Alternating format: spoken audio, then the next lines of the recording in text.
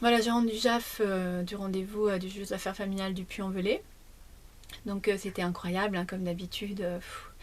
Moi j'ai apporté toutes les preuves hein, du fait que ce placement ne tient pas la route, puisque je n'étais pas fusionnelle avec mon enfant, elle était bien tournée vers l'extérieur, hein, puisqu'elle faisait une formation musicale, batucada, chorale, guitare, et puis du cirque, et puis elle participait aux associations du village. J'ai apporté aussi comme quoi je n'ai pas déscolarisé mon enfant, puisque l'inspecteur m'avait envoyé un courrier comme quoi il a bien reçu mes courriers, que l'inspectrice a bien reçu mes courriers, comme quoi je voulais que ma fille retourne à l'école dans de meilleures conditions, puisqu'elle avait une phobie scolaire suite aux agissements de monsieur, du papa, qui a été signalé par l'école. Et voilà, j'ai apporté les preuves comme quoi la suspension de 3 mois n'est avérée par rien, et je n'ai pas pu mettre un dictaphone dans les affaires de ma fille en lui demandant d'enregistrer le 3 juillet, hein, le jour de son enlèvement, brutalement comme ça, en présence de 2 gendarmes et 3 éducatrices. Hein. Surtout que ça m'a été reproché 6 mois après, et que ma fille, entre-temps, elle a été fouillée, puisqu'on m'a rendu pas mal de choses. Pareil, je n'ai pas mis des mots dans les livres en présence de 2 gendarmes de l'ASE, c'est pas possible.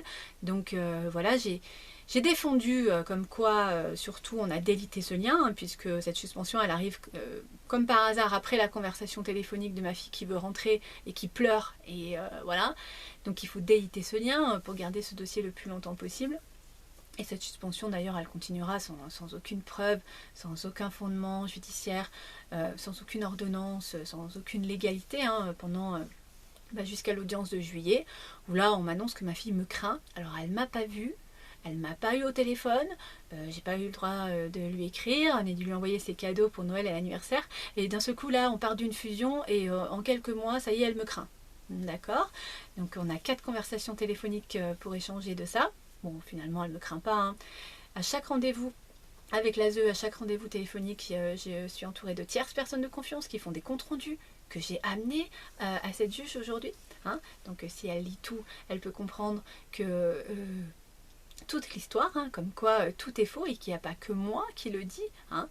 Et donc, après ces conversations téléphoniques, je reçois l'ordonnance du 4 novembre que j'ai lu plusieurs fois en vidéo, hein, comme quoi ma fille est envahie psychiquement et physiquement parce qu'elle veut me revoir. Donc voilà, c'est pas normal pour la justice ni pour l'ASE hein, qu'un enfant veut voir ses parents. Pour eux, c'est pas logique. Et que ma fille prendrait ses décisions en fonction de moi. Alors que ça fait plus de 11 mois qu'on s'est pas vu, que je répète, hein, que j'ai pas eu le droit de la voir au téléphone, ni de lui écrire. Donc je vois pas bien comment elle peut prendre ses décisions en fonction de moi. Surtout que ces gens ne prennent pas eux-mêmes les décisions en fonction d'eux, parce que la juge se base sur le rapport de l'ASE, et l'ASE prend leurs décisions de concert, comme ils ont l'habitude de nous le dire. Voilà, donc c'est quand même assez gonflé. Après, je fais une grève de la faim pour obtenir ma visite médiatisée, puisque voilà, l'ASE de Terre-Lamitage n'a aucune intention que je voie mon enfant non plus, hein, ce qui prouve encore qu'on a juste envie de déliter ce lien. Et après, on passe à l'audience le 27 juillet, j'ai déjà expliqué. Hein, une audience nulle dans le fond et dans la forme, caduque. Hein, je l'ai mis dans mes conclusions aujourd'hui, je l'ai expliqué à la JAF. Hein, parce que c'est l'ASE, le rapport de l'ASE est nul en omission matérielle, puisque ces gens ne sont pas inscrits au numéro à délit et n'ont pas la délégation. Je n'ai pas reçu le contradictoire de l'avocat demandé par l'ASE pour ma fille. Je n'ai pas reçu les conclusions, enfin le contradictoire des administrateurs, ni du chef des éducateurs du foyer Mazel, hein, qui dira que ça a été bénéfique pour Marine, ce placement, oui, ça a été bénéfique. Alors que ma fille aujourd'hui, elle se retrouve en échec scolaire, alors qu'avec moi, elle avait des bonnes notes, et qu'elle se retrouve instable psychologiquement et à devoir grandir sans repère maternel. Donc voilà, bon bref. En tout cas, je lui apporte la preuve qu'elle ne peut pas se baser sur ce jugement. Je lui ai même demandé d'attendre que ce jugement soit purgé, hein, puisque je passe en cour d'appel de Grenoble pour casser ce jugement. D'autant que les visites médiatisées ne sont toujours pas mises en place, malgré mes courriers répétés à l'ASE, à la juge et au procureur de la République de Valence. D'ailleurs, j'ai porté plainte contre la présidente départementale de Valence contre non-représentation d'enfants, puisque j'aurais dû l'avoir une heure par mois depuis juillet. Voilà, je lui apporte les preuves de tout ça. Je lui apporte aussi également les preuves que je travaille et que j'ai des attestations des employeurs qui disent que j'ai une stabilité professionnelle. et une conscience, et puis que je travaille très bien. J'ai apporté aussi les preuves que j'ai un logement avec une chambre pour ma fille. Je n'ai pas une chambre pour deux, hein. J'ai apporté les preuves que plein d'attestations de personnes qui m'entourent, qui disent que j'étais une bonne maman, que je suis stable psychologiquement, enfin voilà, que j'ai toutes les capacités maternelles requises.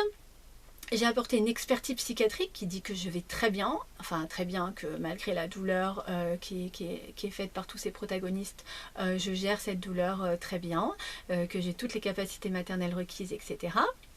Donc j'ai apporté toutes les preuves, hein, comme quoi et ben, ma fille, elle doit rentrer chez moi. Voilà, elle doit revenir vivre avec sa maman. Et en face, eh ben, on avait un avocat, hein, l'avocat de monsieur, son monsieur, qui lui n'a rien apporté. Rien apporté du tout. Que dalle. Voilà. Alors, déjà, il fait une requête parce que c'est lui qui a demandé cette audience le 1er juillet, alors que ma fille est encore placée au foyer. Et il n'attend pas le 27 juillet que la juge place ma fille chez son père hors mur, quoi. Voilà. Donc en fait, sa requête est sur des prédictions et même pas sur des faits réels. Donc en fait, elle est irrecevable. Donc cette audience est irrecevable. Voilà. Il ne me fait pas passer ses conclusions, donc je n'ai accès à aucun contradictoire. Et en plus, il défendra les intérêts de monsieur en omettant son avis personnel. Mais on s'en fout, en fait. Vous êtes juste là pour défendre les intérêts de votre client.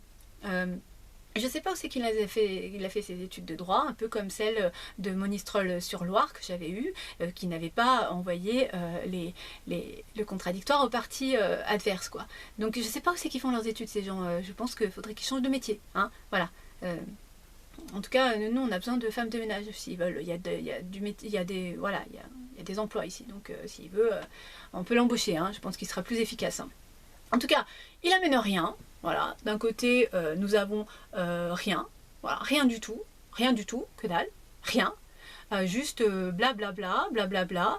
Il reprendra à un moment mes conclusions. Il reprendra l'ordonnance de la juge voilà, le conflit parental qui ne tient pas debout. J'ai déjà expliqué, ça fait 2 ans on n'a pas pu se parler avec le papa puisque ma fille est placée à 7 km de chez moi et on n'a pas les mêmes droits. Et lui habite dans la Drôme, donc on se voit pas, on se parle pas, on se téléphone pas, on s'écrit pas. Donc le conflit, je sais pas où il est, hein. Et puis moi, j'apporte toutes les preuves possibles et imaginables, voilà, de mon bien-être, de ma stabilité financière, professionnelle, psychologique, affective, amicale, et tout ce que vous voulez. Voilà. Alors cette juge doit juger en toute impartialité, hein. Et bien en fait, elle me répondra que ça serait trop traumatisant pour ma fille de me revoir. Voilà, de revenir vivre chez sa maman. Et elle me l'a répété, on a hacké cette audience, hein, bien évidemment, elle me l'a répété plein de fois. Voilà. C'est trop traumatisant pour Marine de revivre chez sa maman. Alors je lui explique que ce qui a été traumatisant, c'est d'enlever Marine de l'amour de ses parents. Ça, c'est traumatisant. Voilà. De rendre Marine à une maman aimante, bienveillante et stable, je vois pas ce qu'il y a de traumatisant. Et finalement, c'est moi qui avais un problème, hein, vous écouterez, hein, c'est moi qui ne comprends pas que ça serait pas le bien-être de Marine, que Marine retourne vivre chez sa maman. Voilà, parce que ça serait trop traumatisant. D'accord. Ok. Alors, je vois pas où, en fait, vous avez déjà pris votre décision, quoi. Voilà, c'est ça, en fait. Donc, on part d'une requête qui est irrecevable. Cette audience n'a pas lieu d'être, hein, parce que voilà, elle ne devrait même pas avoir accepté la requête de l'avocat. Et en plus, en fait, c'est pas la peine que j'essaye de me défendre, puisqu'elle a déjà pris sa décision. Elle n'est pas impartiale. Voilà. C'est tout. J'ai beau apporter toutes les preuves possibles et imaginables. Lui, l'avocat, il fait rien, il apporte rien. Voilà, il payait plus de 400 balles pour quand même, normalement, c'est obligatoire, hein, on doit faire des conclusions, on doit les transmettre à la partie adverse. Enfin, voilà, il y a des lois, hein, enfin, c'est comme ça, hein, c'est la justice, il y a des protocoles judiciaires, il y a des procédures judiciaires à respecter. Rien n'est respecté, c'est pas grave, de toute façon, elle a pris sa décision. Bon, je m'attendais pas à autre chose de la part de la justice, hein, puisque depuis le début, entre la justice et la protection de l'enfance, on a bien compris qu'il faut garder ce dossier le plus longtemps possible. Donc le bien-être de l'enfant, on n'en a rien à carrer, hein, c'est pas leur problème. Voilà, on a pu entendre plein de fois, hein, des informations incroyables avec la responsable de l'ASE et la juge des enfants hein, qui s'organisent machiavéliquement pour essayer de faire une suspension, etc. Essayer de déliter ce lien, plus ces éducatrices on entendra, là surtout Nelly et celle de Tain-l'Hermitage. Voilà. Oh, bah dis donc Marine, ça a été difficile hein, cette visite médiatisée, non? Tu trouves pas? Parce que nous, on t'a pas senti très à l'aise hein, quand même. Hein. Et t'étais... je sais pas, t'étais très contente de la voir et là on a l'impression que t'es déçue de la voir ta maman, hein, et ainsi de suite, tout le temps, et quand elle rentre au foyer, pareil, et ainsi de suite, oh là là, et puis on m'a même traité d'instable psychologiquement, alors que bon, on s'est renseigné, je l'ai déjà expliqué sur chaque personne qui a participé à ce placement, voilà, ils ont tous un problème psychologique incroyable hein, dans leur vie personnelle. Hein. Ce sont des gens qui sont névrosés, nymphomanes pour certaines, boulimiques, anorexiques, drogués, alcooliques, quand même qui sont soit vieilles filles, hein, il y en a beaucoup qui n'ont pas d'enfants, il y en a qui sont cocus, il y en a qui c'est même pas, voilà, ils sont même pas capables d'être parents, donc on est quand même jugé par des gens hallucinants, hein, donc voilà, je pense quand même qu'il faudrait peut-être remettre en question les gens qui nous jugent, arrêter de faire des audiences à huis clos, hein, mettre des gens... faut que le citoyen quand même s'aperçoive de tout ça. Ça serait bien que ces audiences soient publiques pour que les gens puissent voir vraiment et écouter ces audiences qui sont incroyables. Je continue à avoir pas mal de témoignages hallucinants. Je suis désolée, j'ai pas trop pris le temps de m'en occuper pour des raisons personnelles. Mais je vais essayer de m'y remettre là cette semaine, un petit peu de vous répondre un petit peu. Mais après, il faut que je me reconcentre sur la cour d'appel le 26 mars à Grenoble. Donc, j'ai pas fini mes conclusions. Donc, il va falloir que je retravaille. Donc, j'aurai pas non plus le temps. En tout cas, j'entends vos désarrois, j'entends aussi ce que vous vivez. Et je n'ai aucun doute sur tout ce que vous vivez puisque j'ai rassemblé pas mal d'ordonnances qui me prouvent que ces placements sont sans aucun fondement judiciaire et sont preuve avérée. Donc je sais à quel point c'est difficile de se retrouver face à des gens déshumanisés, hein, puisque quand on les entend parler de nous, de toute façon, ils sont toujours en train de se plaindre qu'on est des parents difficiles, alors qu'ils ne savent pas dire de quoi on est difficile et de quoi nous reprocher, puisqu'on n'est pas toxique, on n'est pas non plus maltraitant physiquement et quoi que ce soit. Donc, à mon avis, les gens toxiques, c'est plus eux. Hein, donc, voilà, je sais que c'est très difficile et ils jouent sur la corde sensible. Il n'y a rien de pire que de se faire enlever son enfant. Et ils vont essayer de vous détruire psychologiquement et vous affaiblir pour après vous reprocher d'être faible et pour garder votre enfant le plus longtemps possible. Donc je voudrais dire aux parents d'être fort, courageux, de vous dire que franchement ces gens ne valent rien, vous valez beaucoup mieux qu'eux, vous êtes des gens humains et rien que ça, vous avez plus de valeur qu'eux. Ils n'ont pas de sentiments, ils n'ont pas, et c'est des sans-cœur, voilà. Donc n'essayez pas d'essayer d'apporter, d'obtenir quelque chose de sensible de leur part. Ils n'ont aucune sensibilité. Donc je pense que il faut rentrer le moins possible en contact avec eux. C'est très important, à part si c'est pour faire le PPE, sinon je ne vois pas pourquoi vous irez à leur rendez-vous. Allez aux visites médiatisées, demandez des comptes rendus, demandez le PPE, le projet personnel pour l'enfant. C'est les 3 mois hein, qui suivent le placement, après c'est plus nécessaire et vous le remettrez dans les conclusions pour leur dire qu'il n'a pas été fait, donc ça rend caduque le placement puisque c'est le contrat, c'est dans le contrat, voilà, il fait partie du contrat du placement, donc sans ce PPE, ça rend caduque le contrat du placement de l'enfant. Voilà, essayez de faire des requêtes, des référés, moi je vous mets tout sur Facebook. Ça serait bien que les autres parents aussi qui s'y connaissent et qui s'y intéressent en loi puissent le donner gratuitement aux autres, qu'on s'entraide en fait, voilà, ça serait chouette. Restez forts, vous êtes de bons parents, vous êtes les seules personnes qui peuvent aimer ces enfants et c'est certainement pas eux qui ont des choses positives à leur apporter, surtout quand on voit dans les conditions dans lesquelles ces enfants sont placés. Donc gardez force et courage et surtout confiance en vous, vraiment c'est très important. Je voudrais dire aussi aux gens d'éviter de faire appel à la justice, hein, puisque aujourd'hui il n'y a pas de justice en France, voilà. Et surtout faites attention aux institutions, hein, ils sont sollicités pour faire des signalements de plus en plus.